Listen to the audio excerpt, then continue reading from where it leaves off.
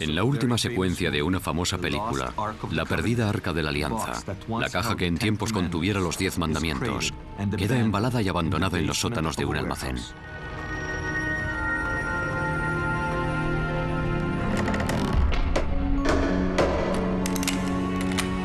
¿Y si la versión de Hollywood reflejara fielmente la realidad?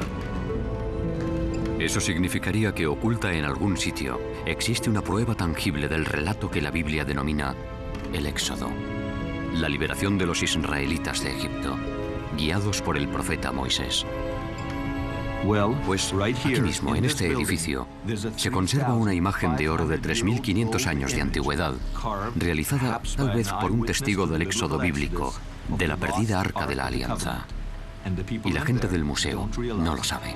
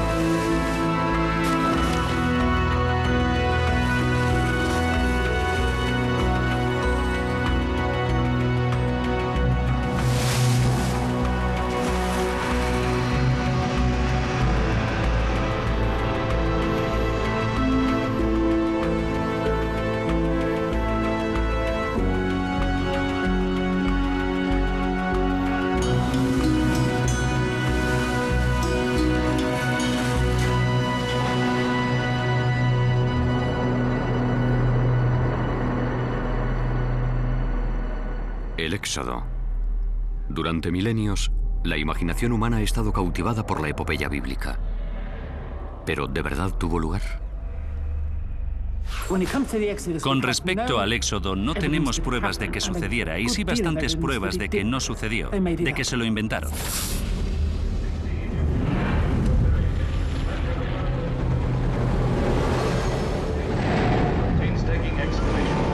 Under 150 feet of sand and rock, they discover the ancient tomb of Mentemhet. Algo tuvo que suceder. No sabría explicar qué ocurrió, pero conformó la antigua identidad de Israel, de modo que no puedo rechazarlo considerándolo un cuento de hadas. In the famed Valley of the Kings, where 60 Egyptian pharaohs were buried midst a splendor the world has never equaled, archaeologists... ¿Qué puedes desenterrar que vaya a demostrar el Éxodo? ¿Qué habría que hallar para demostrar el Éxodo? La historia del Éxodo es el mismísimo núcleo del cristianismo, el judaísmo y el islam. Durante miles de años, los creyentes lo han considerado un hecho histórico. Pero durante las últimas décadas, los estudiosos lo han calificado de cuento de hadas. Soy James Cameron y conozco a un cineasta que hace casi un decenio emprendió la misión de responder a una pregunta que ya tiene 3.000 años. ¿El Éxodo es en realidad o ficción? Se llama Sinka Jakobovich y ha sido galardonado con 2 Emmys de periodismo de investigación. Afirma que los investigadores han pasado por alto la prueba arqueológica que está oculta a la vista de todos. Y lo que es más, parece que ha cumplido su misión ensamblando las piezas perdidas hace mucho tiempo del misterio arqueológico supremo.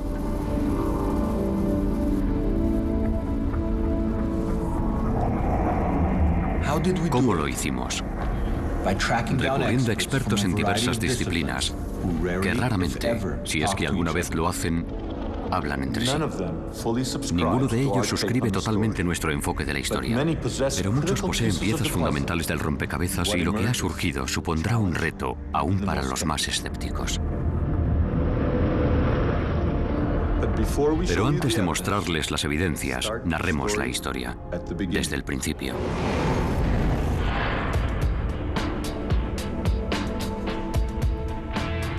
El relato bíblico comienza cuando el patriarca hebreo Jacob huye de la sequía que asola Canaán, en el Israel actual, y emigra a la tierra de la abundancia, el país de las pirámides, el antiguo Egipto.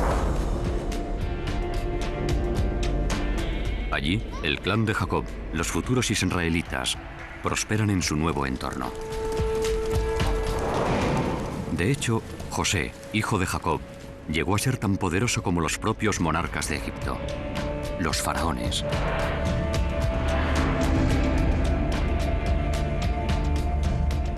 Y aún así, tras la muerte de José, su pueblo se ve esclavizado por los egipcios reinantes.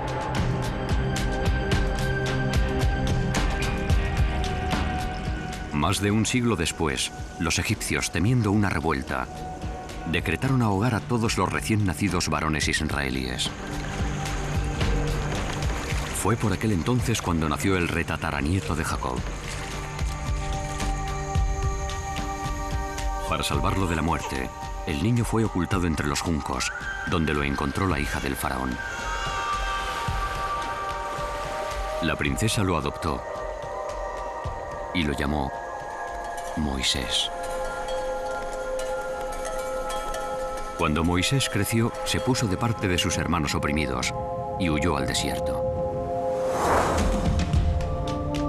60 años después, regresó para proferir el inolvidable grito: «Deja ir a mi pueblo».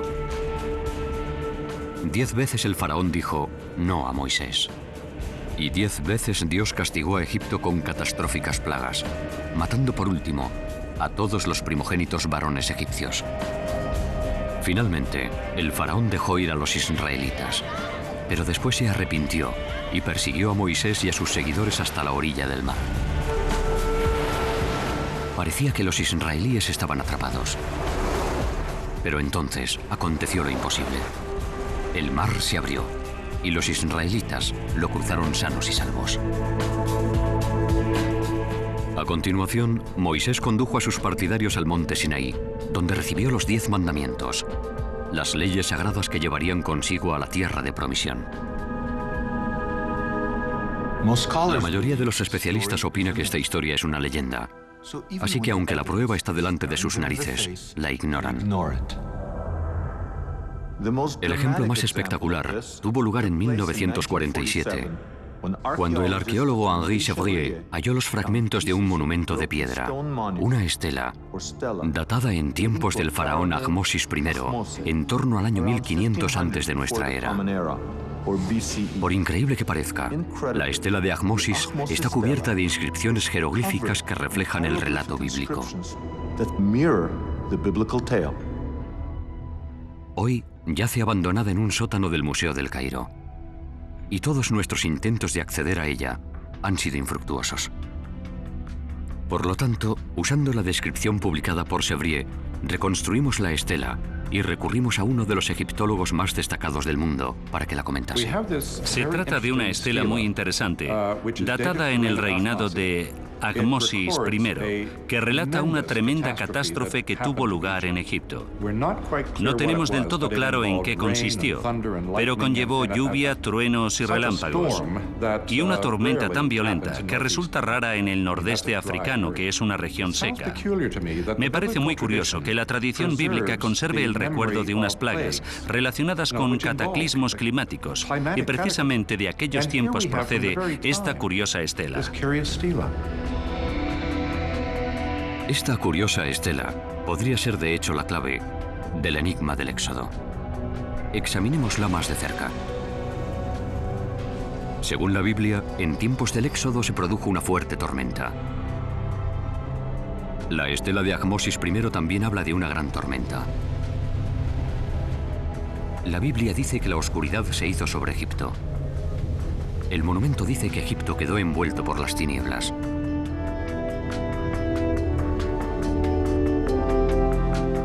La estela dice también algo inusitado. Aunque los egipcios adoraban a numerosas deidades, en esta estela pone que la tormenta y la oscuridad tuvieron lugar cuando Dios, en singular, manifestó su poder.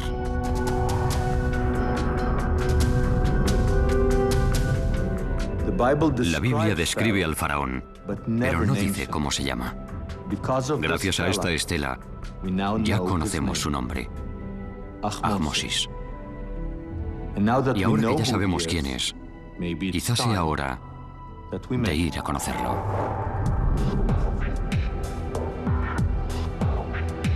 Estamos en el Museo del Cairo. Alberga las momias más famosas que jamás se hayan desenterrado. Hemos venido en busca del faraón Ahmosis, el hombre que, según creemos, es el faraón del Éxodo. Al principio no conseguíamos encontrarlo, pero sí dimos con su padre, Sekenenre Tao. Si estamos en lo cierto, este es uno de los faraones que oprimieron a los israelíes. Según la mayoría de los expertos, su cráneo fue aplastado por las hachas de sus enemigos.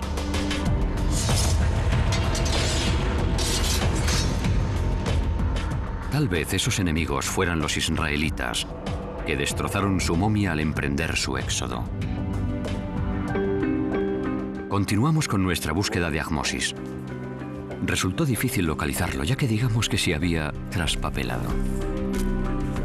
Pero sí que nos topamos con una de sus esposas, bajo un montón de porquería en uno de los talleres del museo. Hi, is it possible to reveal the wife of Ahmosa? Just don't move it without supporting you. Según nuestras estimaciones, este féretro de cristal más bien descuidado contiene la momia de una mujer cuyo marido pugnó con Moisés y se resistió al mismísimo Dios. Por fin dimos con el faraón Ahmosis. Aquí está el hombre que se enfrentó con Moisés.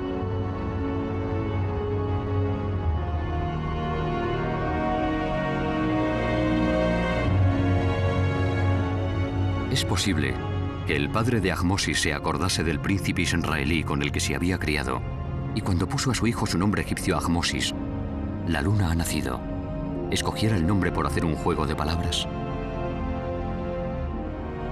En hebreo, Ahmosis significa el hermano de Moisés. En la historia, el faraón Ahmosis es célebre por haber expulsado de Egipto a una nación extranjera, en torno al año 1500 antes de nuestra era. En aquella época, Egipto estaba dominado por un pueblo al que los antiguos denominaban Hicsos. Hasta tiempos recientes, poco se sabía acerca de los Hicsos. Hasta que, en los años 60 del siglo XX, su antigua capital, Avaris, se descubrió al norte del Cairo.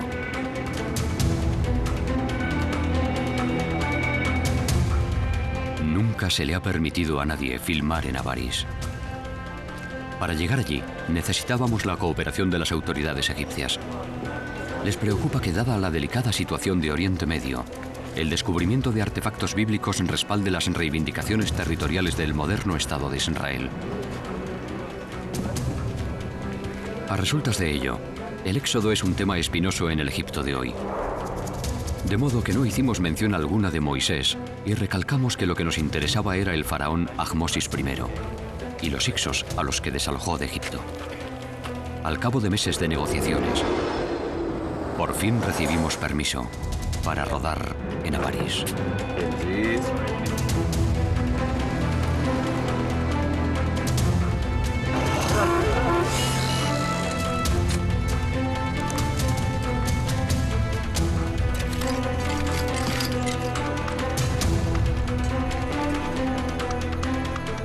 Esta es Avaris, una ciudad amurallada dominada por varios palacios. Hace 3500 años estaba rodeada por ramales del Nilo. Avaris fue descubierta por el profesor Manfred Wittak de la Universidad de Viena. Aunque hoy en día solo están a la vista unas pocas hectáreas, parece ser que en tiempos antiguos Avaris dominó la región. Avaris era en sí mucho más extensa. Tenía 250 hectáreas, así que de aquí hacia el este se extendía unos 2 kilómetros y de aquí a los bancales del sur hasta 1 kilómetro. En el período Hicso, esta era una de las residencias principales de los faraones egipcios. La historia egipcia dice expresamente que los Hicsos que gobernaron la poderosa Avaris eran semitas, como los israelíes, y que se marcharon en un éxodo multitudinario, denominado la expulsión de los Hicsos. En la Biblia tenemos la historia de los semitas que abandonan Egipto y se dirigen hacia el este de Egipto. Al mismo tiempo, independientemente de la Biblia, tenemos un relato acerca de los Hicsos expulsados de Egipto. Creo que sin duda alguna ambas narraciones están relacionadas, que están describiendo el mismo acontecimiento desde puntos de vista diferentes. Si la expulsión de los Hicsos y el éxodo bíblico son verdaderamente el mismo suceso, quizá podamos encontrar la tan buscada prueba de que el éxodo bíblico se produjo durante el periodo Hicso.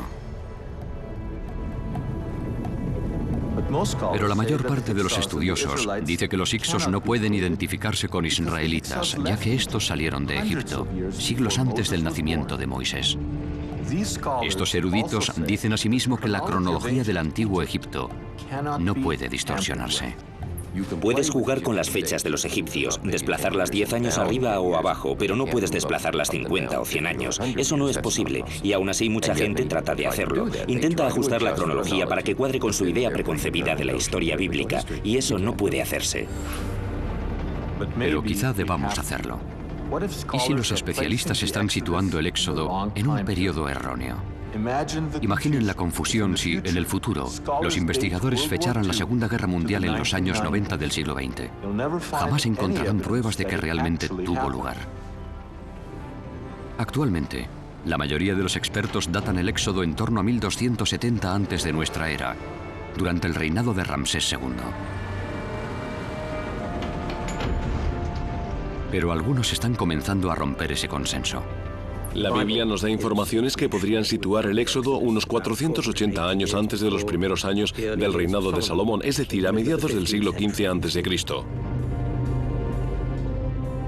Los cálculos del profesor Bimson trasladan el éxodo hasta en torno al año 1470 antes de nuestra era, a menos de un siglo de diferencia de las fechas en que tradicionalmente se data la expulsión de los Hicsos.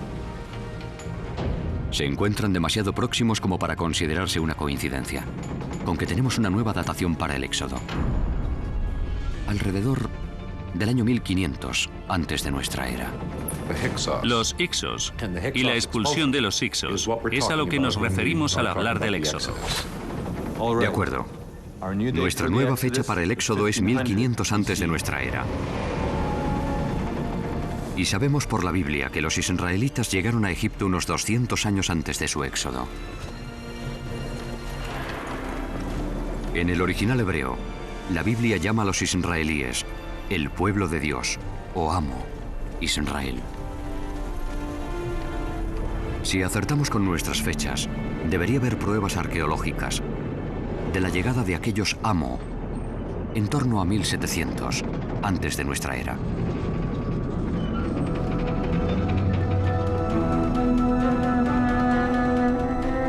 A 400 kilómetros al sur de Avaris se encuentra la tumba de Beni Hasan.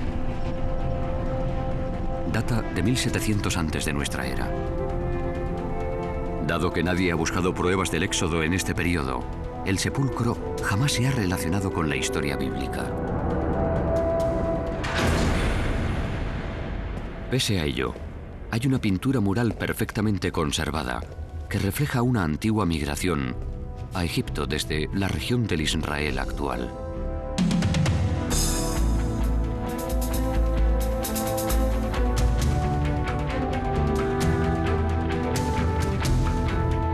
Como en la Biblia, en la escena aparecen semitas barbados, a lomos de burros, llevando a sus familias y sus rebaños a Egipto. Como los israelíes bíblicos visten túnicas multicolores. La inscripción jeroglífica de este muro llama a esta gente los amo, el pueblo de Dios. Buscando el lugar preciso, en el momento preciso, somos los primeros en reconocer una veraz instantánea de la migración de los israelitas bíblicos a Egipto.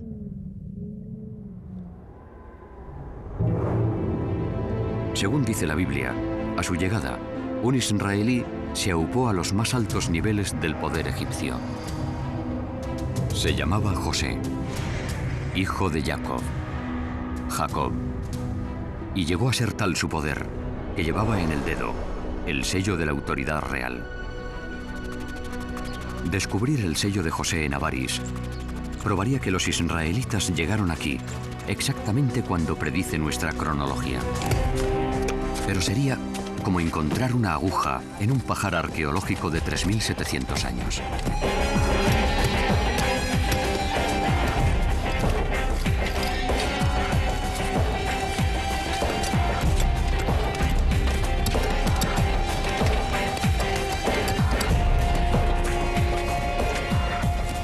Lo sorprendente es que el diminuto sello apareció precisamente en el estrato arqueológico que pronosticamos.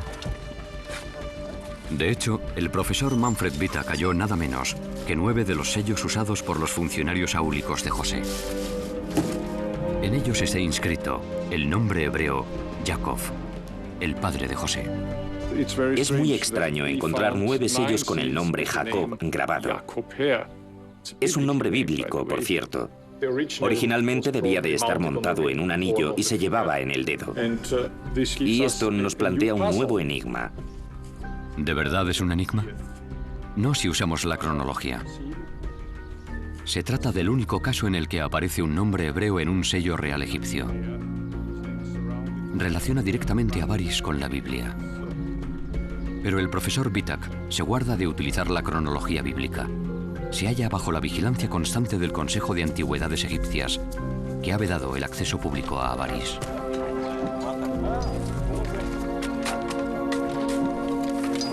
Teóricamente, por razones de conservación, el profesor Vitak se ve obligado a cubrir sus excavaciones tras cada campaña anual. A continuación, los agricultores de la región aran, siembran y cultivan las tierras. Nadie habría sospechado que bajo estos campos yacía un tesoro arqueológico que demuestra el éxodo bíblico.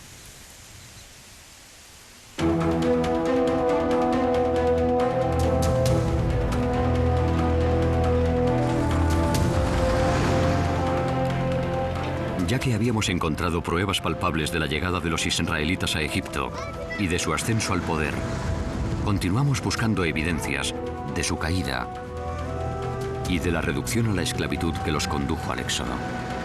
En busca de tales indicios tuvimos que viajar a un lugar llamado Serabit el Hadim, situado a 400 kilómetros al sur del delta del Nilo, en pleno desierto del Sinaí.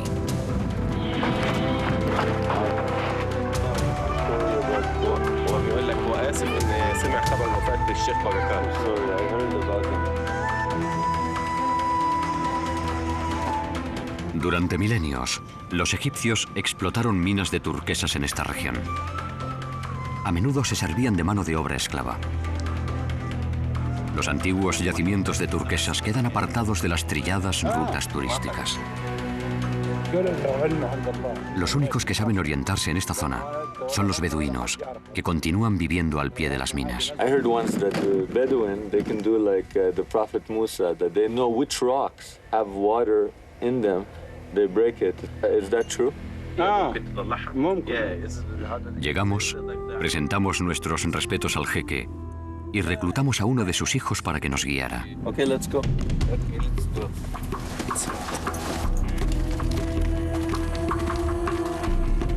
Supimos de este lugar gracias a unos antiguos documentos editados en ciertas publicaciones de escasa difusión. Vinimos en busca de pruebas de la existencia de los esclavos a los que Moisés liberó. Pero aunque dimos con indicios de la presencia de esclavos, ¿cómo podíamos estar seguros de que eran israelíes? La Biblia nos aporta 2 pistas. La primera, que los seguidores de Moisés no usaban la escritura jeroglífica como los egipcios. En cambio, la tradición bíblica nos informa de que utilizaban un tipo primitivo de escritura alfabética. Además, los israelitas no adoraban a los dioses egipcios, sino a un Dios único, al que la Biblia llamaba Él.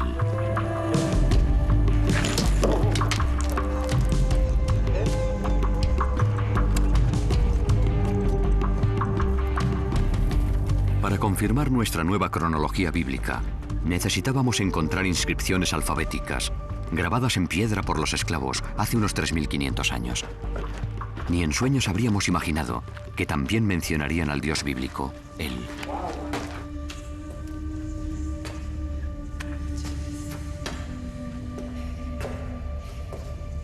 Y claro está, sí que hay epigramas realizados por los esclavos, y uno de ellos da testimonio de un ruego de hace 3.500 años. Él, sálvame. Esta es la escritura de un esclavo que trabajó en esta mina. Aún se pueden ver las marcas del escoplo dejadas por los trabajos forzados realizados por el autor de la inscripción. Y escribió su súplica a Dios diciendo: ayúdame, no me olvides.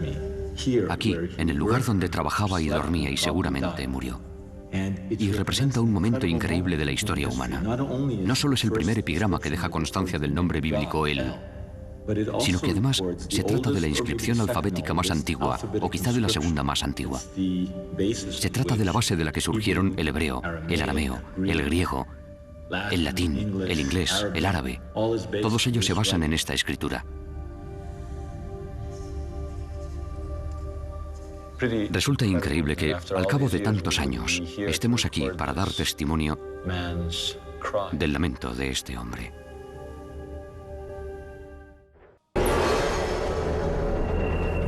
La estela de Ahmosis, las pinturas de la tumba de Beni Hasan, el sello regio de José y las inscripciones de los esclavos israelitas, todo ello parece indicar que alrededor del año 1500 antes de nuestra era tuvo lugar el éxodo de Moisés. Si nuestra datación es correcta, debemos tener en cuenta otro factor. En torno a 1500 antes de nuestra era, las gentes que habitaban la zona mediterránea experimentaron uno de los mayores cataclismos de la historia. Una erupción volcánica en la isla de Santorini, en la Grecia moderna. Esta erupción podría ser otra pista crucial para descifrar el éxodo bíblico. Esta es la isla de Santorini, situada en el Mediterráneo, a 700 kilómetros de la costa egipcia. Es literalmente el cráter de un volcán. Hace unos 3.500 años, Santorini fue destruida por una de las peores erupciones volcánicas de la historia humana. Cuando erupcionó, el volcán acabó con la civilización minoica que había medrado aquí. Produjo una nube de cenizas de unos 40 kilómetros de altura por 200 de diámetro. El sonido de la erupción circundó la Tierra entre 10 y 12 veces. Para que nos hagamos una idea, una erupción como la de Santorini sería cientos de miles de veces más potente, más explosiva que la bomba atómica que se arrojó sobre Hiroshima. La energía de esa erupción fue tan inmensa que tuvieron lugar grandes explosiones y se oiría... La gente lo oyó a centenares de kilómetros a la redonda. Se produjeron terremotos, seguramente de magnitud 3, 4, quizá incluso 5 o más, que se sucedieron con suma rapidez. Y estoy segura de que a la gente que vivía en la región debió de parecerle el fin del mundo.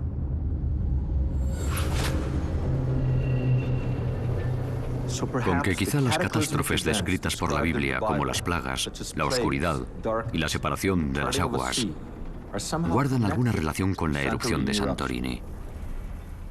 Pero como todo cuanto tiene que ver con el éxodo, fechar la erupción de Santorini en 1500 antes de nuestra era puede ser controvertido. Se ha discutido acerca de las fechas de la erupción del Santorini.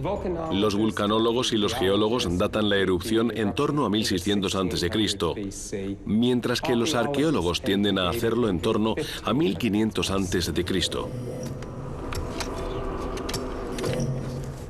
Al profesor Vitak, que excava en Avaris, no le cabe duda alguna de que puede fechar la erupción de Santorini precisamente en el momento en que situamos el éxodo.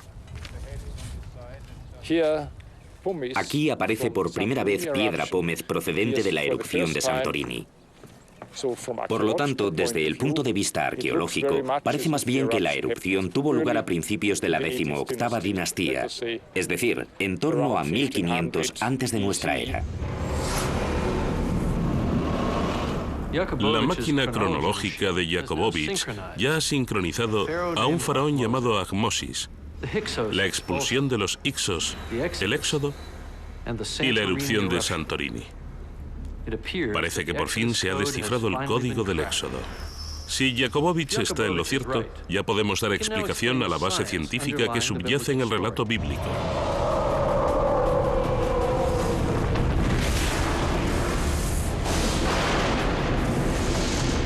Podemos incluso esclarecer la causa del mayor milagro de todos, la separación de las aguas del Mar Rojo. Así podemos trazar un mapa bíblico y descubrir el auténtico monte Sinaí, donde la historia del Éxodo alcanzó su clímax, cuando Moisés recibió los 10 mandamientos y los guardó en la hoy perdida Arca de la Alianza.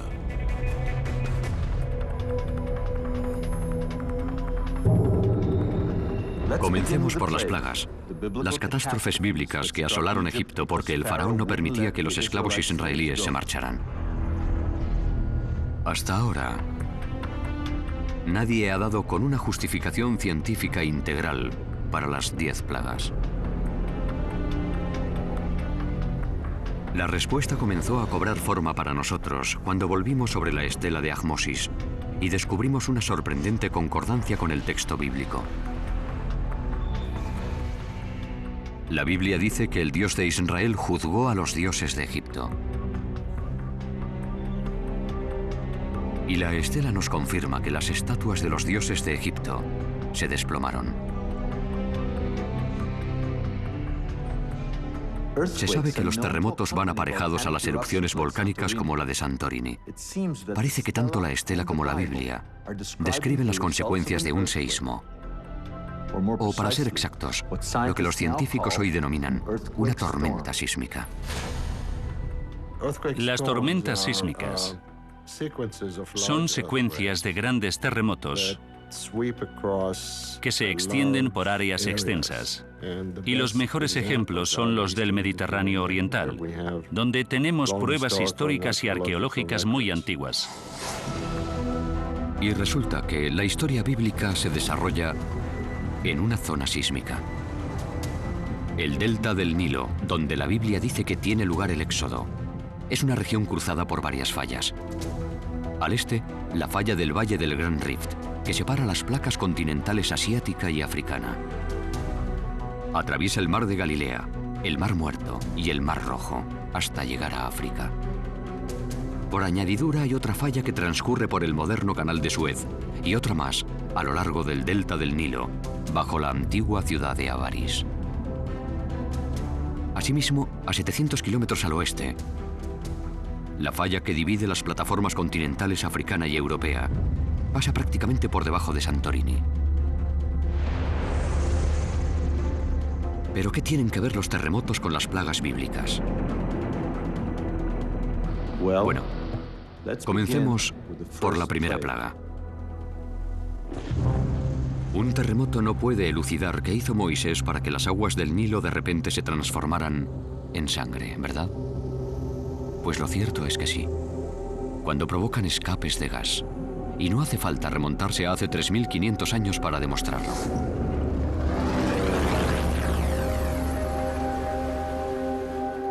En 1984, en el lago Monum, y en 1986 en el lago Nyos, ambos en Camerún, las dulces y claras aguas lacustres de pronto se tiñeron de rojo sangre.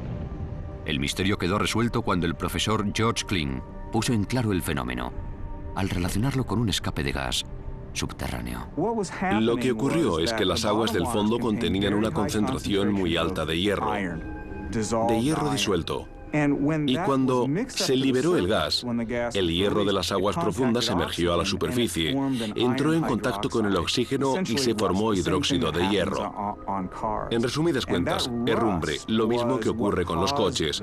Y ese orín es lo que originó ese color rojo, ese color pardo en la superficie del lago.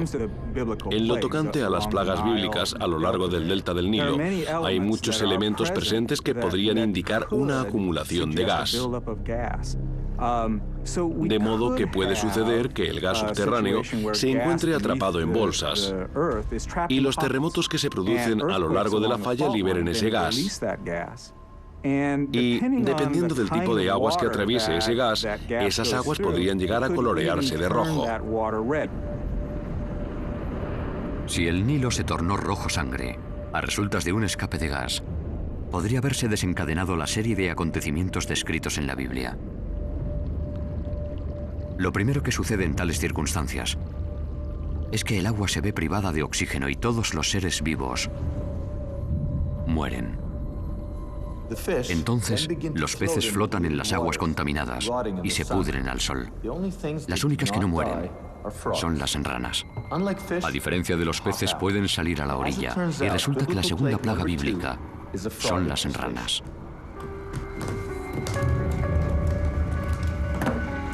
A continuación, la carencia de agua limpia conduce a los piojos, las moscas y las epidemias bacterianas entre los seres humanos y los animales domésticos. No es de extrañar que la tercera plaga bíblica sean los piojos. La cuarta son las moscas. Y la quinta, una epidemia.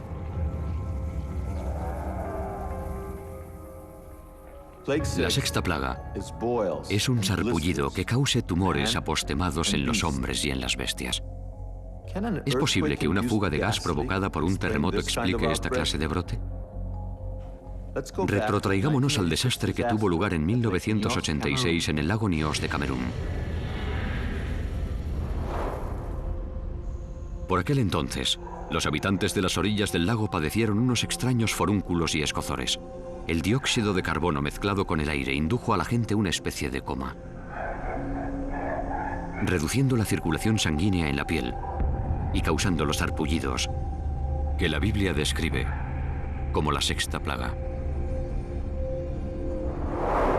A pesar de las 6 primeras plagas, según la Biblia, el faraón siguió negándose a liberar a los esclavos israelíes, por lo que Egipto fue atacado por la séptima plaga, el granizo.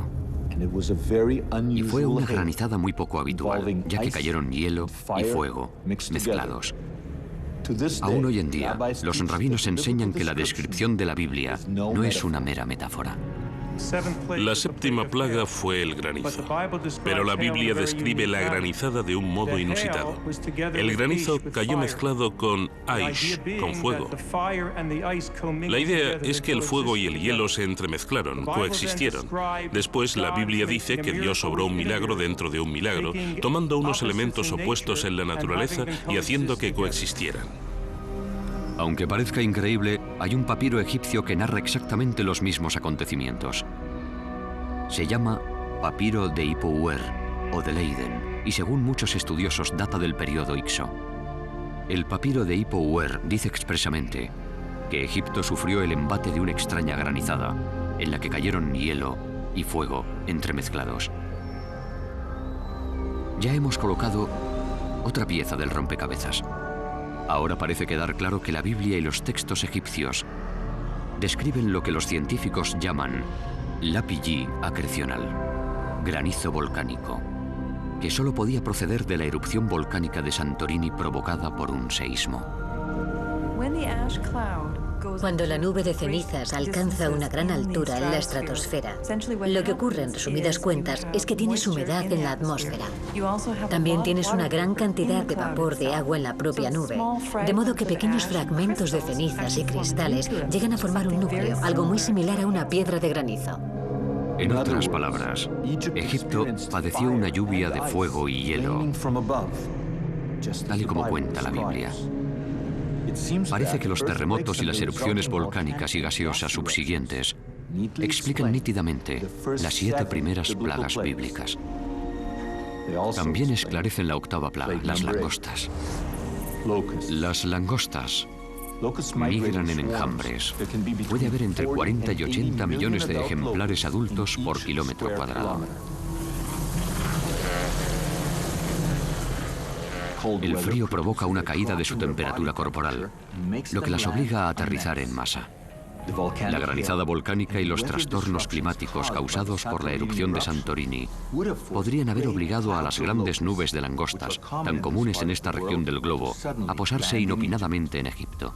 Al cesar la tormenta sísmica, la temperatura ascendió, y con ella las langostas, exactamente como dice el relato bíblico.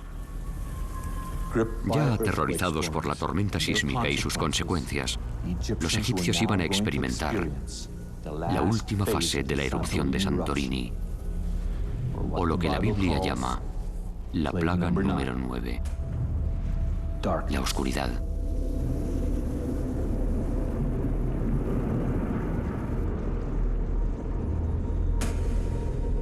Posiblemente sucediera así. Durante los meses previos a la erupción, la actividad sísmica de todo el Mediterráneo oriental provocó que la placa continental europea friccionase sobre la placa africana. El agua marina comenzó a bullir y borbotear a través del magma. A su vez, esto hizo que aumentase la presión y erupcionara a través de los puntos débiles de la superficie, desencadenando varias erupciones menores, lo cual condujo a una gran explosión. Al llegar la erupción final, produjo una nube de cenizas de casi 40 kilómetros de altura por 200 de diámetro. Cuando la nube alcanzó el delta del Nilo, envolvió a los egipcios en lo que la Biblia llama unas tinieblas tales que cualquiera las palpe. En cuestión de pocos minutos, se ven inmersos en un mundo oscuro. Las cenizas llueven a su alrededor, no ven nada, les cuesta trabajo respirar, el sol ha desaparecido, sobre ellos solo hay negrura y no tienen ni idea de qué va a ocurrir a continuación. El descubrimiento de piedra pómez procedente de Santorini en Avaris parece demostrar la llegada de la nube de cenizas a Egipto y explica el relato bíblico de la prolongada oscuridad. Habrá quienes arguyan que la piedra pómez flota y que las olas podrían haberla llevado hasta Egipto y las mareas haberla depositado en la costa. Así que recurrimos al profesor Jim Daniel Stanley del Smithsonian Institute, que realizó el descubrimiento definitivo. Halló cenizas de Santorini en el delta del Nilo. Solo podía haber llegado en la nube de ceniza que sumió a Egipto en las tinieblas bíblicas. Teníamos que examinar entre 10 o 20.000 granos de arena para encontrar una sola partícula de ceniza. Así que descubrimos un total de 40 partículas de ceniza. No todas las cenizas tienen el mismo aspecto. La ceniza tiene su huella digital. Las partículas de ceniza que hallamos en el norte y en el nordeste del delta del Nilo son partículas que llegaron procedentes de Santorini. Caben pocas dudas de que el relato del Éxodo y las descripciones del evento procedentes de Egipto, el polvo volcánico llegado a Egipto y los estudios geológicos que nos permiten ver, tocar, palpar y datar el polvo volcánico del Nilo, nos hablan de un mismo y tremendo suceso volcánico.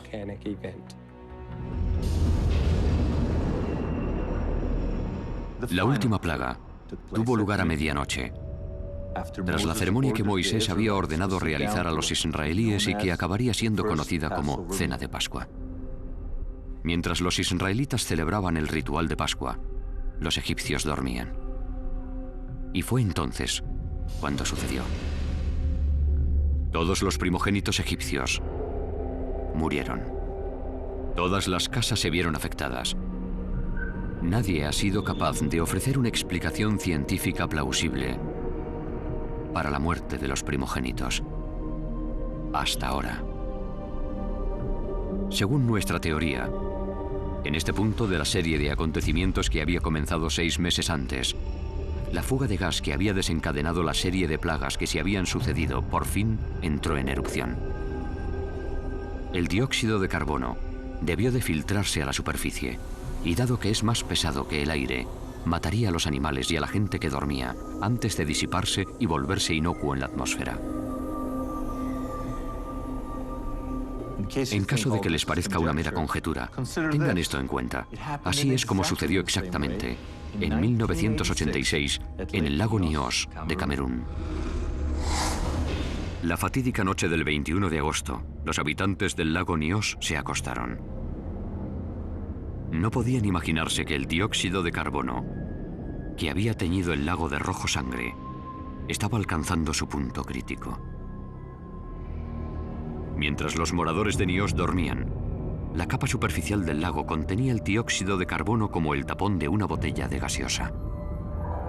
Pero entonces, la tierra tembló y tuvo lugar un corrimiento de tierras que arrojó rocas al agua, perturbando la presión superficial y liberando el gas. El gas subió a la superficie y, como un monstruo extraterrestre, emergió del agua. Al formarse gotas en el gas, pasó de ser invisible a convertirse en una bruma visible. A continuación, la niebla se desplazó sobre el agua y sobre la tierra, asfixiando a todos a su paso. Y tan repentinamente como apareció, desapareció, disolviéndose ya inofensiva en la atmósfera. Al día siguiente, cuando despertaron quienes habían dormido en cotas más altas, encontraron a unas 1.800 personas muertas.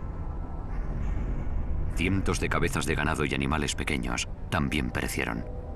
A su alrededor reinaba un silencio sepulcral. Allí estaba sentada entre los muertos. En casa de algunos de ellos, fuera había animales tendidos por todas partes, vacas, perros, de todo. En mi familia éramos 56, pero 53 murieron.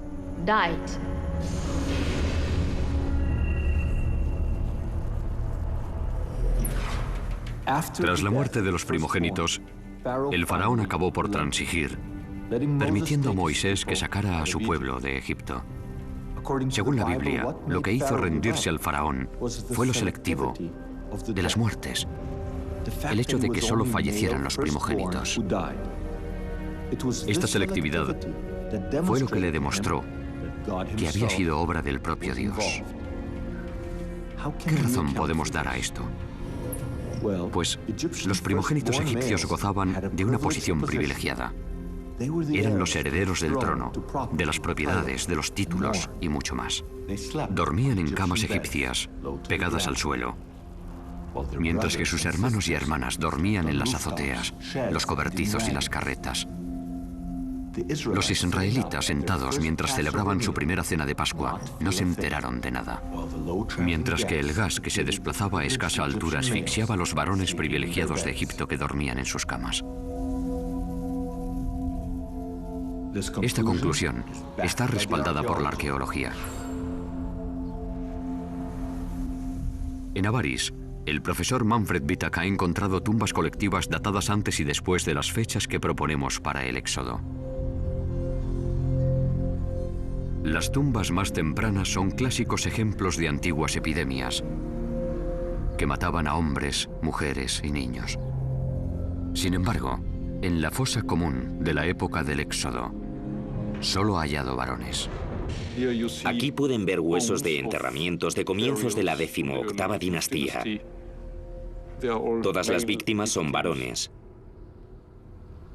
Por el tamaño de las sepulturas y el número de individuos que hay en ellas, creemos que la gente murió en una sucesión rápida y los fueron arrojando a la fosa, algunos boca abajo, otros de costado. Algunos enterramientos solo se encontraban a 20 centímetros de profundidad y apenas estaban cubiertos por un poco de tierra.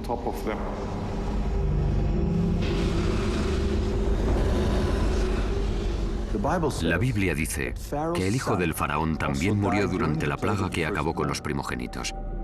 Dado que propugnamos que Ahmosis es el faraón del Éxodo, deberíamos poder probar que el hijo de Ahmosis murió joven.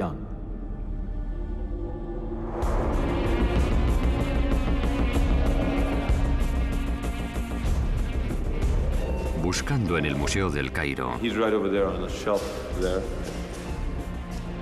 dimos con el hijo de Ahmosis. El príncipe había muerto prematuramente.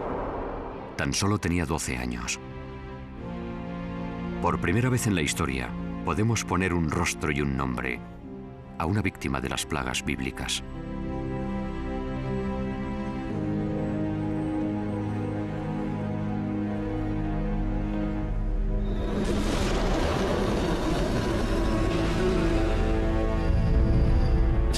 Parece que la Biblia, la geología y la arqueología narran la misma historia.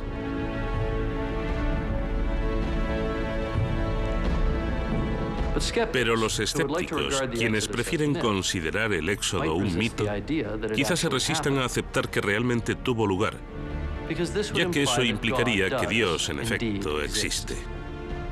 Los creyentes, en cambio, quizá piensen que una explicación científica del relato bíblico descarta la intervención de Dios.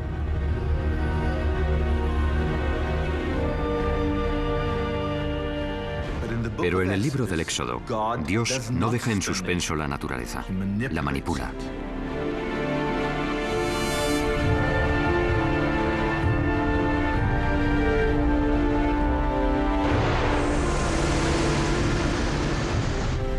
En otras palabras, según la Biblia, deberíamos ser capaces de comprender los hechos científicos que subyacen en los portentos. Y el mayor portento de todos fue la separación de las aguas del mar. Tras la muerte de los primogénitos egipcios, el faraón permitió marcharse a los israelíes. Pero luego se arrepintió y fue tras ellos, hallándolos acorralados a orillas del mar. El texto hebreo llama a este mar Yam Suf. Y fue aquí donde sucedió el milagro. El mar se abrió. Los israelitas lo cruzaron y se pusieron a salvo. Y cuando las aguas volvieron, se tragaron a todo el ejército egipcio, volcando los carros y ahogando a los caballos y los soldados.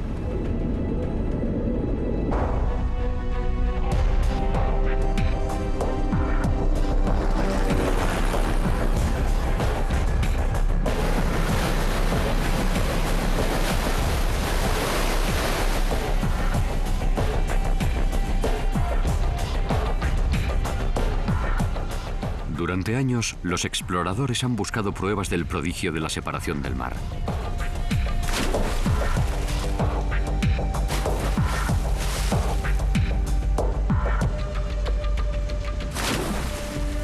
Han organizado expediciones arqueológicas subacuáticas en busca de antiguos carros, espadas y cualquier prueba de la existencia de un ejército egipcio ahogado.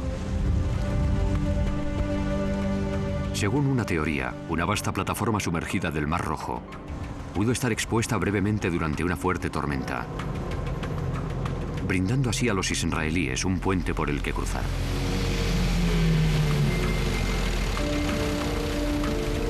Sin embargo, la búsqueda siempre ha sido infructuosa.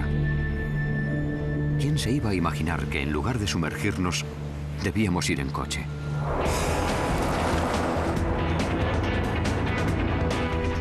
Y eso es porque Yam Suf, como se llama en hebreo el lugar por el que Moisés separó las aguas, durante años se ha traducido mal, como Mar Rojo, cuando en realidad la traducción correcta es Mar de los Juncos.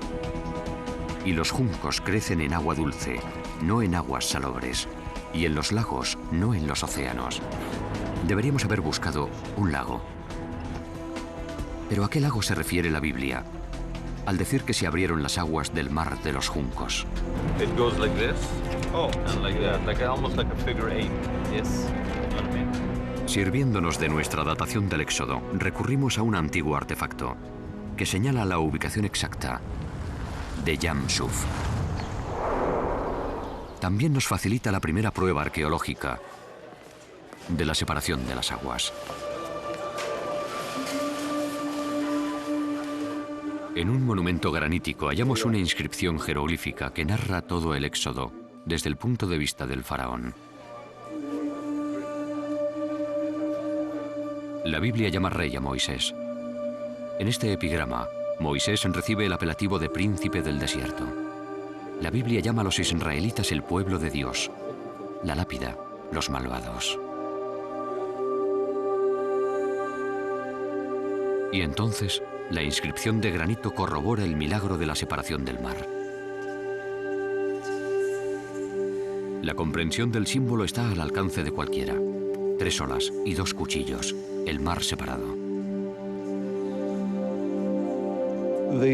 Los 3 signos que representan el agua, uno sobre otro, suelen aplicarse a diversas masas acuáticas.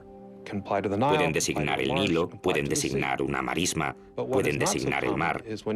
Pero lo que no es tan común es que el término se combine con esos 2 cuchillos. El hecho de que aparezcan los 2 cuchillos asociados con él podría sugerir que esta agua está cortada, que esta agua está dividida. Podría tratarse de una alusión a las aguas del Mar Rojo o del Mar de los Juncos que se abren en el capítulo 14 del Éxodo. A fin de examinar mejor el texto, sacamos un calco del jeroglífico y resulta que el relato egipcio no solo menciona la partición del mar, también menciona el punto exacto donde el mar se abrió. El lugar se llama Pi Hahirothi y actualmente los arqueólogos saben exactamente dónde estaba, lo cual nos permite localizar Yam Suf, el lugar donde, según la Biblia, el mar se separó y los israelíes se pusieron a salvo cruzándolo, y el curso de la historia humana cambió para siempre. Se trata de un antiguo lago que pervivió hasta mediado el siglo XIX. Al construirse el canal de Suez, este antiguo lago acabó pereciendo. Al cabo de un minucioso estudio de esta zona, el profesor Manfred Bittak propuso que los egipcios conocían este lago con el nombre de Patufi, el pantano, la marisma. Y la palabra tuf, juncos en egipcio, se corresponde con el término hebreo suf. Por lo tanto, sugirió que Yam Suf era una denominación derivada de esta masa de agua. Actualmente se llama Lago El Balaj.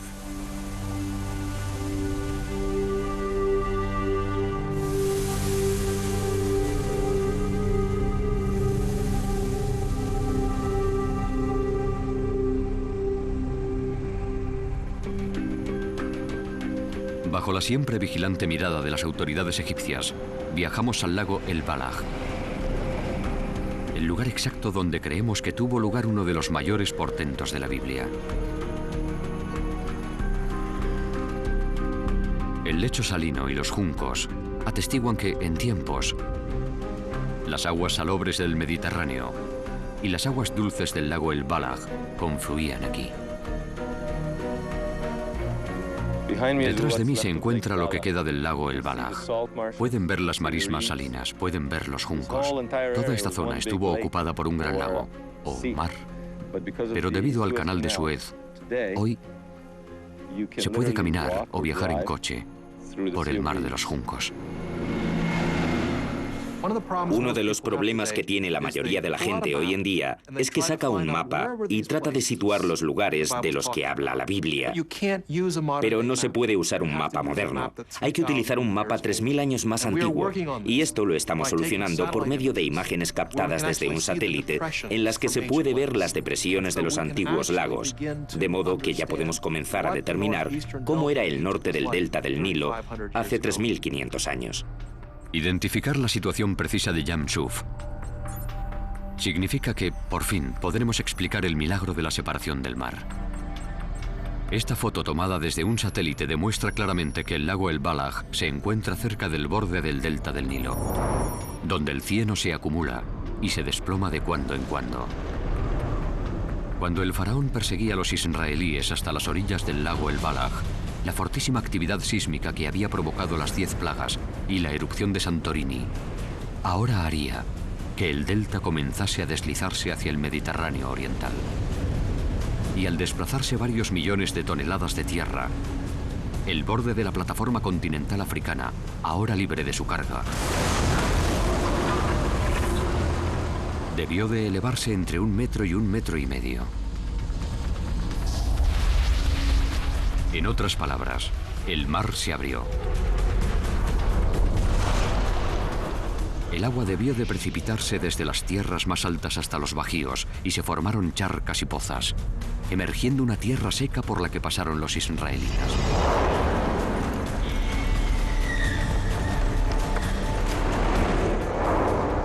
En aquellos momentos, la continuación de la actividad sísmica u otro hundimiento del delta provocaría un gran tsunami que rompería contra la costa. Tenemos constancia de estos maremotos en Turquía, donde erosionaron la costa, creando unos canales que se adentran hasta 50 kilómetros en tierra firme. Y para hacer eso con una costa, las olas debieron de alcanzar la mitad de la altura del Empire State Building, más de 200 metros. Y esa es precisamente la descripción que nos da la Biblia. Con que el tsunami se hubiera adentrado solamente 12 kilómetros en tierra firme, habría alcanzado el lago El Balag y engullido el ejército egipcio. Para entonces, según la Biblia, los israelíes ya se encontrarían fuera del alcance de las olas.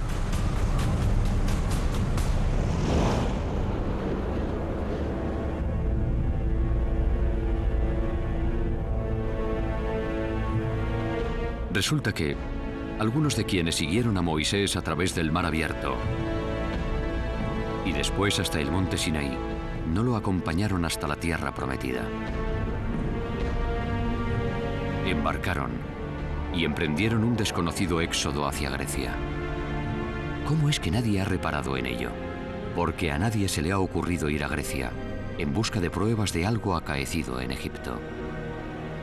De hecho, hasta hace bien poco, apenas si había evidencias arqueológicas de contactos entre la civilización minoica de la antigua Grecia y Egipto en tiempos de Moisés. Todo eso cambió gracias a dos grandes hallazgos. El primero tuvo lugar en 1972, cuando excavando bajo las cenizas de Santorini, los arqueólogos realizaron un asombroso descubrimiento que relaciona esta región del mundo con el Éxodo. Hallaron unas insólitas pinturas murales de estilo minoico.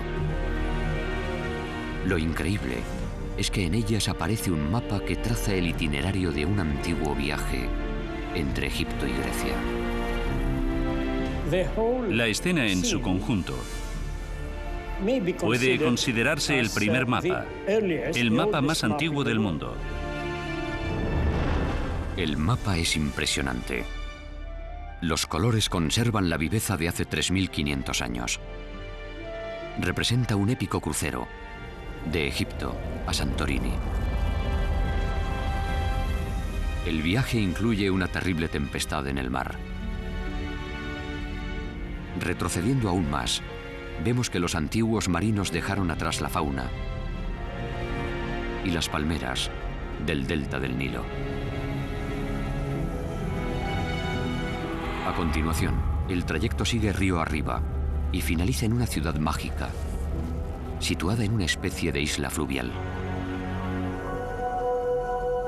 La misteriosa ciudad está rodeada por unas altas murallas y en ella hay edificios de varias plantas, elegantes damas que se asoman desde las azoteas y un próspero puerto. En aquella época, en Egipto solo había un puerto que encaje con la ciudad del mapa: la fabulosa Avaris. Hasta finales del siglo XX, no se hallaron pruebas arqueológicas de contactos entre Avaris y los minoicos de Santorini. Pero entonces, en 1992, se descubrieron en Avaris unas pinturas minoicas perfectamente conservadas, que demostraron que, en tiempos bíblicos, la urbe no solo estaba poblada por israelitas, sino también por gentes procedentes de la antigua Grecia.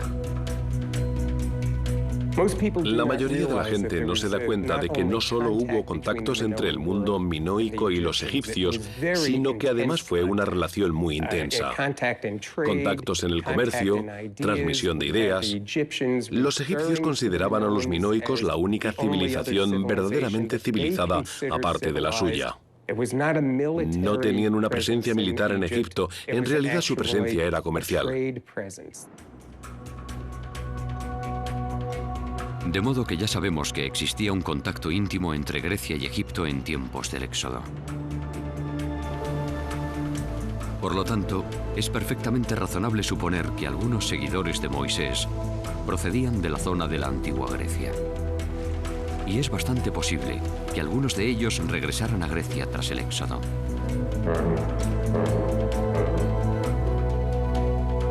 La Biblia dice que Moisés y los suyos salieron de Egipto con grandes cantidades de espadas y oro egipcio. 3.500 años después de los hechos, ¿habrá alguna posibilidad de encontrar espadas israelitas y tesoros de oro egipcio en Grecia?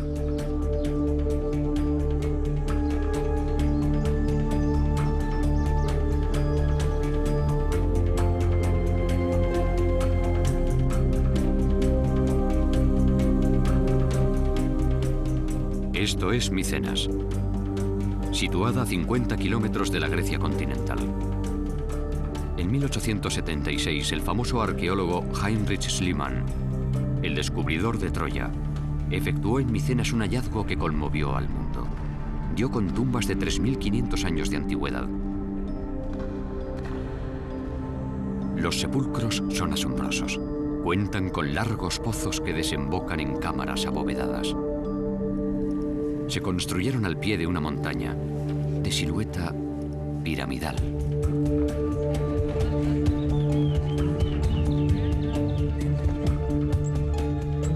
Lo sorprendente es que en su interior encontró un tesoro, consistente en espadas y oro egipcio.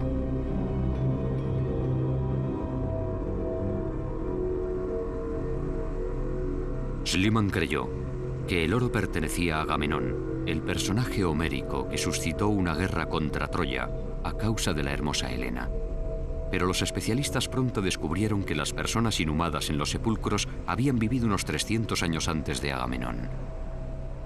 Vivieron en torno al año 1500, antes de nuestra era.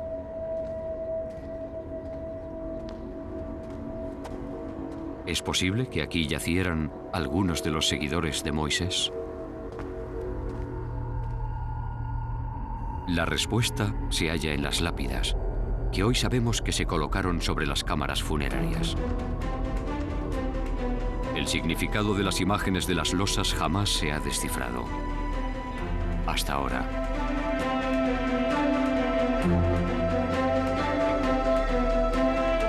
Si preguntas a los estudiosos, ¿qué es esto? Te dicen, bueno, parece una cacería, pero no hay ningún animal.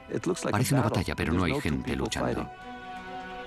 Observémosla y veremos de qué dan fe en realidad las losas sepulcrales de Micenas, si las contemplamos con sencillez y sin prejuicios ni ideas preconcebidas. Casi me entran ganas de susurrar. Es una especie de secreto, ya que nadie se da cuenta de que se trata de una película de 3.500 años de antigüedad, por así decirlo. Son 3 fotogramas de la separación del mar, y no lo saben. No lo saben. Pero fíjense, está clarísimo. En el primer fotograma se ven olas arriba y olas abajo. Están viendo literalmente la división del mar.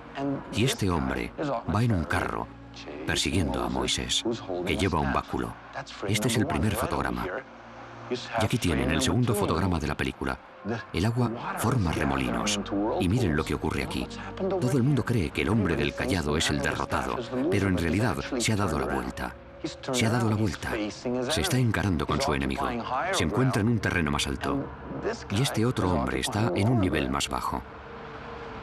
Y miren, se aproximan unos muros de agua. Y en el tercer fotograma, que se encuentra en otro museo, aún más oculto, verán a este hombre volteado, que el agua lo está sumergiendo, que los caballos están derribados. Y así finaliza la historia. ¿Pero qué dicen los expertos? En cuanto a este ejemplo, tenemos 2 opciones principales. O se trata de un guerrero en una escena bélica, y él es el enemigo, y persigue a su enemigo que trata de escapar con la espada en la mano. Y la segunda alternativa podría ser una carrera de carros. Este hombre se trata de una especie de Juegos Olímpicos antiguos. Este hombre es un juez y este otro está compitiendo. Él empuña una espada también. Y él empuña una espada. No tiene mucha pinta de espada. A mí me parece más bien un báculo. Sí. En este caso, es una representación abstracta.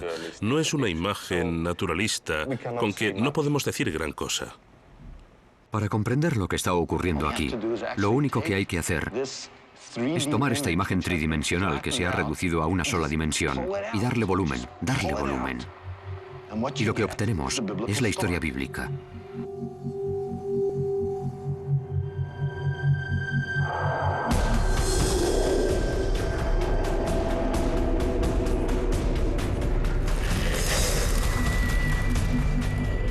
Al poner en relación las tres estelas, lo que vemos exactamente como lo narra el libro del Éxodo es un auriga egipcio persiguiendo a Moisés por la separación del mar. Entonces, Moisés se vuelve y se encara con su perseguidor. Unos muros de agua se alzan y se precipitan sobre los egipcios. Finalmente, el auriga, el carro y los caballos quedan sumergidos.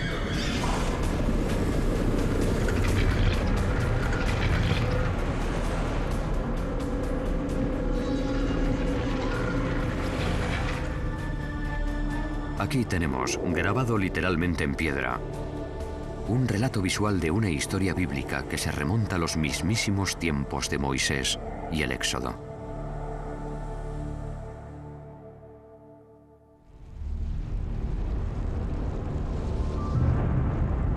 La actividad sísmica que posibilitó a los israelitas cruzar el mar habría provocado que el gas y el petróleo que abundan en esta zona se incendiaran. Lo que Moisés y los suyos debieron de ver, tal y como dice la Biblia, es una columna de humo de día y una columna de fuego de noche que los guiaba hacia el desierto.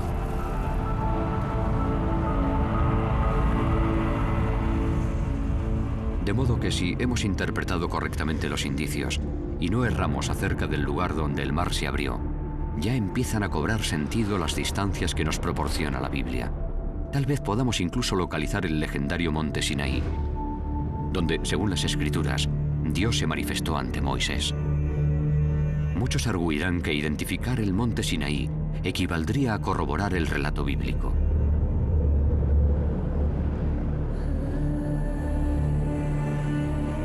Durante miles de años, los aventureros han tratado de dar con la esquiva montaña y siempre han acabado en un lugar erróneo.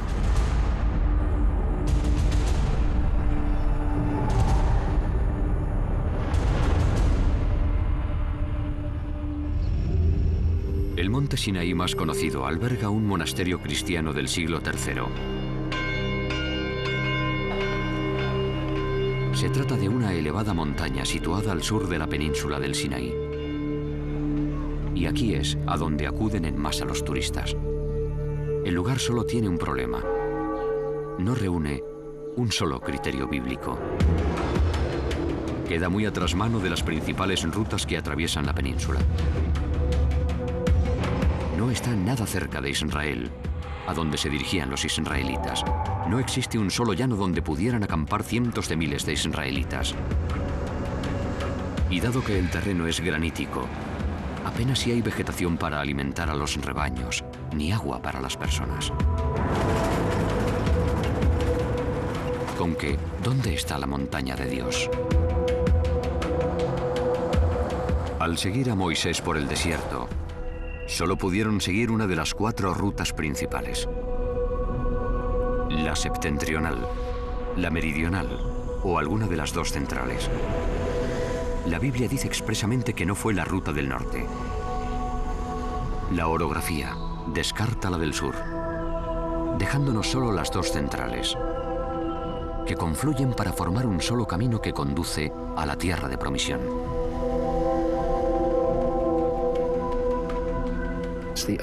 Es el único itinerario posible, ya que al sur de la ruta hay unas montañas peligrosas y al norte hay una zona desértica con dunas. Se trata de un antiguo camino con sistemas hidráulicos que lo jalonan. Así que tuvo que ser la ruta por la que Moisés huyó de Egipto.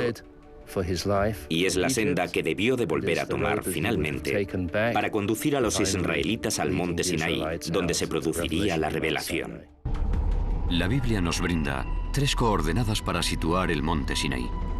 Primera, según el itinerario bíblico, El monte Sinaí se encuentra a 14 jornadas de marcha de un lugar llamado Elim. Elim hoy puede identificarse fácilmente con un lugar situado al sur del lago El Balaj, que hoy se llama los manantiales de Moisés. Si una muchedumbre no puede avanzar más de 15 kilómetros diarios, podemos trazar un arco que nos adentre 210 kilómetros en el desierto. Esto nos da nuestra primera coordenada. El Éxodo, en su capítulo 3, versículos 1 y 2, dice que Dios se manifestó ante Moisés en forma de zarza ardiendo en el monte Sinaí. En aquellos momentos, Moisés estaba pastoreando las ovejas de su suegro, sacerdote de Madián. Por consiguiente, el monte Sinaí tiene que encontrarse en la zona de pastos de los madianitas. El problema es que los madianitas vivían en Arabia Saudí, no en la península del Sinaí, salvo en un lugar llamado Timna.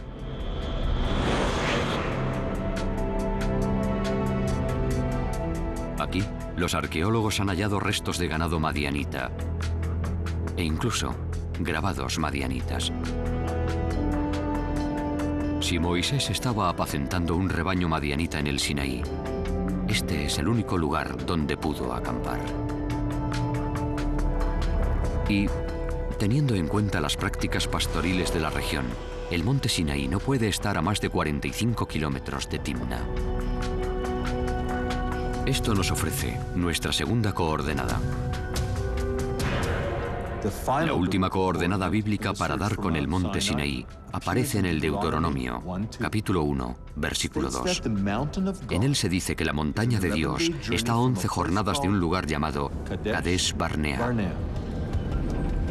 Actualmente, casi todos los arqueólogos identifican el Kadesh Barnea bíblico con el oasis de Tel el Kudeirat, sito en la región septentrional del centro de la península del Sinaí. Usando como antes los 15 kilómetros por jornada como medida, ya podemos trazar nuestro último arco en el desierto, 165 kilómetros desde Kadesh Barnea, lo que nos deja un área muy pequeña que concuerda con todas las coordenadas bíblicas. No obstante, pese a su reducido tamaño, en ella hay muchas montañas. Pero hay una pista que podría ayudarnos a precisar de qué pico se trata.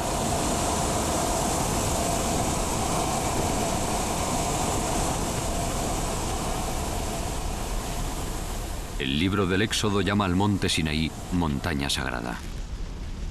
Y las montañas sagradas del desierto se caracterizan por sus santuarios rocosos al aire libre.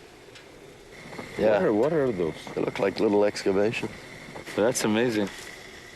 En esta zona, solo existe una montaña rodeada de santuarios.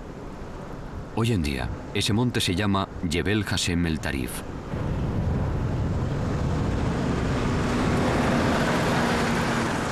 Very distinct, that second piece, okay? Right there.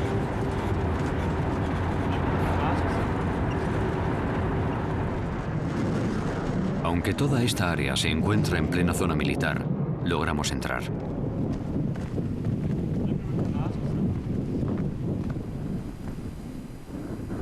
Esta montaña reúne perfectamente todos los requisitos del monte Sinaí. Está rodeada por un gran altiplano que podría haber acogido a varios centenares de miles de israelitas. Es fácilmente accesible.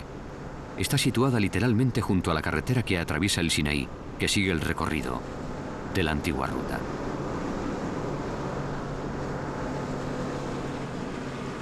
La montaña no es muy elevada. Tan solo se alza 200 metros sobre el nivel de la altiplanicie, aunque destaca mucho. Se puede divisar desde lejos y lo que la hace única es que está rodeada por la mayor concentración conocida de santuarios al aire libre que hay en el desierto. Si no nos equivocamos, hará unos 3.500 años, Moisés subió a esta montaña y recibió los 10 mandamientos en su cumbre. Pero no se nos permite aproximarnos más. Nuestro equipo de cámara profesional desentona enormemente en una zona militar. El ejército egipcio nos prohíbe continuar. No podemos subir a la montaña para confirmar nuestra teoría de que este es el Sinaí.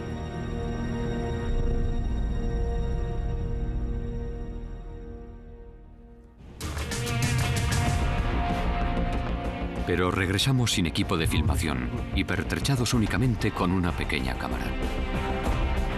Pudimos ascender hasta la cima, en busca de pruebas de que esta es la montaña donde Dios entregó a Moisés los 10 mandamientos.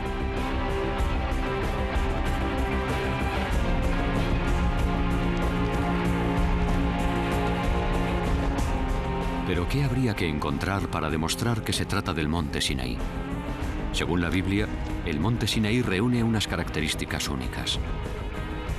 Si esta es la montaña, debería tener una gran hendidura, un podio natural desde el que Moisés pudiera dirigirse a su pueblo.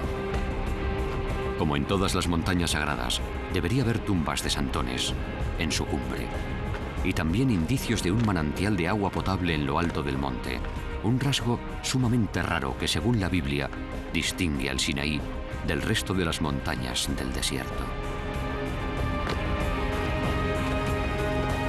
Cuando ganamos la cima, encontramos todo tal como debía estar. La grieta que domina un anfiteatro natural. Desde aquí, la voz de Moisés debió de oírse a varios kilómetros de distancia.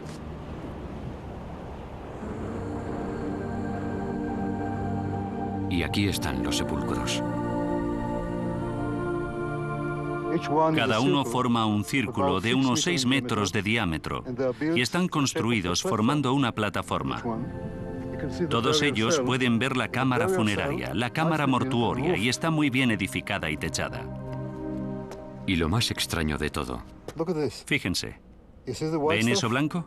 Al parecer en tiempos hubo una fuente en la cima del monte. Esto es travertino, lo cual significa una acumulación de calcio que se produce en determinadas condiciones de humedad, lo que indica que antiguamente aquí hubo un manantial. Hallar algo así en la cumbre de una montaña es bastante inusitado. Los restos de un antiguo fontanal. Sí, es algo extraordinario.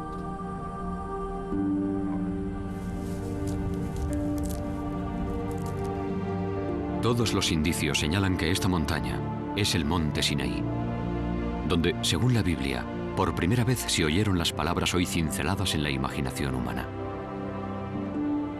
Yo soy Jehová, tu Dios, que te saqué de la tierra de Egipto, de casa de siervos. No tendrás dioses ajenos delante de mí. No te harás imagen, ni ninguna semejanza de ellos. No tomarás el nombre de Jehová tu Dios en vano. Acordarte has del día del reposo para santificarlo. Honra a tu padre y a tu madre. No matarás. No cometerás adulterio. No hurtarás.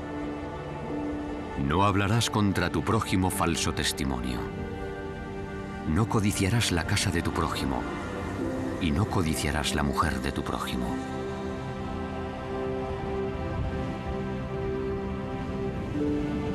Según la Biblia, Moisés copió los 10 mandamientos en unas tablas de piedra y las guardó en una caja de oro, el Arca de la Alianza.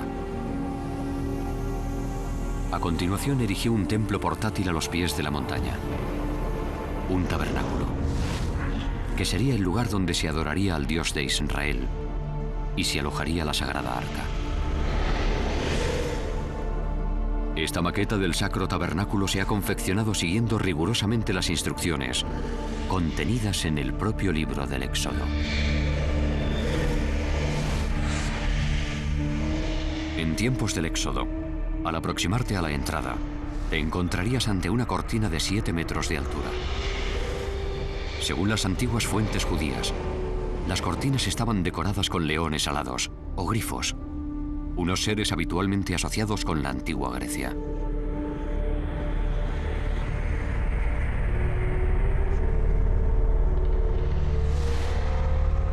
Tan solo los sacerdotes estaban autorizados a entrar en el atrio. Y aquí había un altar de 4,5 metros de altura destinado al sacrificio de animales. Cotidianamente, los sacerdotes llevaban a cabo el ritual de subir los animales por la rampa. A continuación, con la sangre de las víctimas se ungían los cuernos del altar.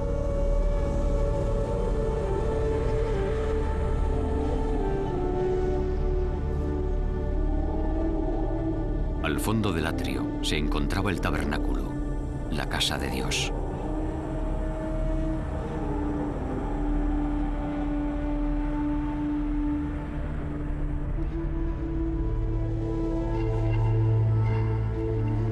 Solo Moisés, su hermano Aarón y los hijos de Aarón entraban en él.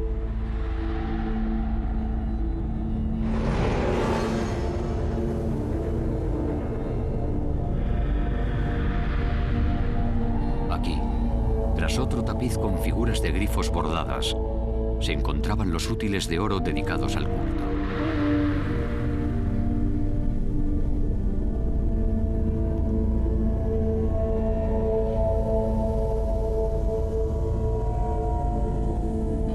Y detrás estaba el Sancta Sanctorum. En él solamente se custodiaba un objeto, el objeto supremo, el Arca de la Alianza.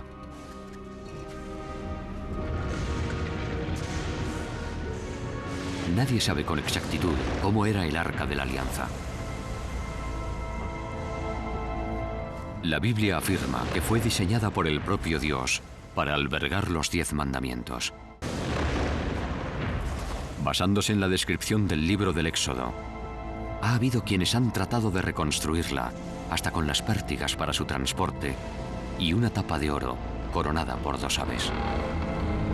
Como quiera que fuese, lo que está claro es que era una exquisita obra de orfebrería.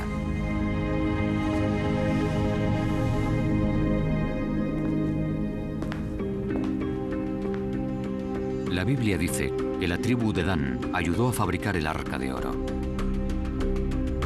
Es una mera coincidencia que Homero llame a las personas enterradas en Micenas Danoi. Es posible que entre los objetos de oro hallados por Schliemann en Micenas haya una imagen del arca realizada por los danitas que confeccionaron la caja que en tiempos contuviera los 10 mandamientos.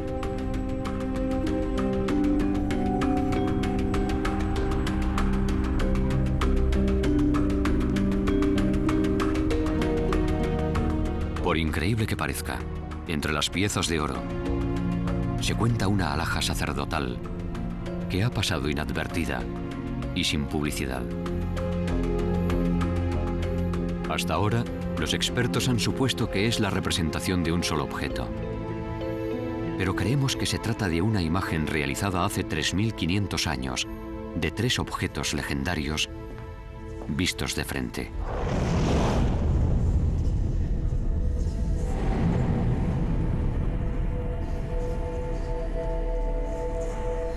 Aquí podemos distinguir claramente el altar sagrado, la rampa del tabernáculo y el arca de la alianza.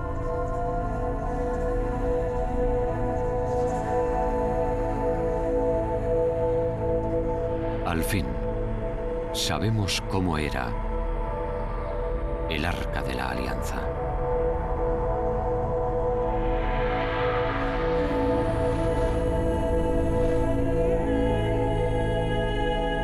Mejor si cabe, sabemos qué aspecto presentaban los objetos sagrados, contemplados desde el Sancta Sanctorum. Hasta ahora, la única persona que ha podido ver estos objetos desde esta perspectiva es Moisés.